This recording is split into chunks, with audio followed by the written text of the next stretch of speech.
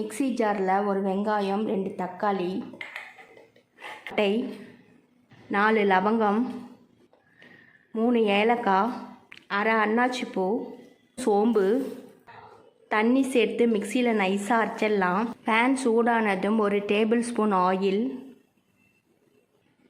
Oil சூடானதும் 2 பிரியாணி இலை, வெங்காயம் 2, பச்சை மிளகாய் 2, கறிவேப்பிலை, அரைச்ச வெங்காய தக்காளி விழுதை சேர்த்துருவோம்.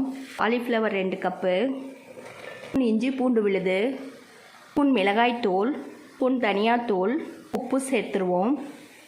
தேங்காய் விழுது, தண்ணி நல்லா கலந்து விட்டுடலாம்.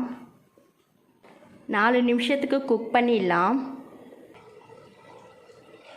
காலிஃப்ளவரும் நல்லா வெந்துடுச்சு.